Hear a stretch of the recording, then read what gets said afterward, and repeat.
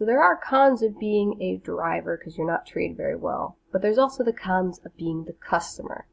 Now, one big thing is staff not always being nice. Many complaints that I've seen are from the internet, but I also know some from a personal reason because I pick up a family friend for the past 5 years on Monday who goes to dialysis and is handicapped and partially blind. So they rely heavily on paratransit to get them 2 days a week when I cannot, so their wife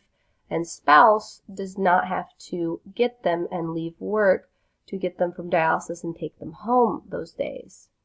Many times I've been told that the bus can get very cold or the heat does not always work, and it's a lot of times cold when they open up the doors. One of the biggest things I've been told is there's no priority method in this system. If there is 4 people going the same direction for a haircut, which yes is a necessity, versus one person who needs dialysis, a lot of times they'll get bumped, and the people who need a haircut, since there's more of them, will take the priority, which I don't think is quite the right priority system. There needs to be a system for those who have medical versus those who just have everyday needs, so that way those who have the medical issues can get them properly addressed. Another problem is rides being canceled. Many times your ride can be canceled last minute without you knowing, and if you either don't have a ride or your spouse is working, it can be quite complicated to get to where you need to go, especially if you rely on such a system.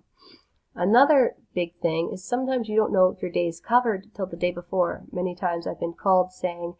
well, I might need you Wednesday, but I won't know till Tuesday, or, well, it's Friday and I just found out yesterday that I now no longer have a ride because it's been canceled, which is quite a sad thing when someone either just needs something general or they need a medical need and it gets canceled, to then have to try to either rely on something else or a spouse who works instead of just being able to rely on something that they should be able to rely on consistently of this service, especially since they have to sign up for it and sometimes pay along with any other things. So I find these some big cons for the customers that should be addressed and fixed.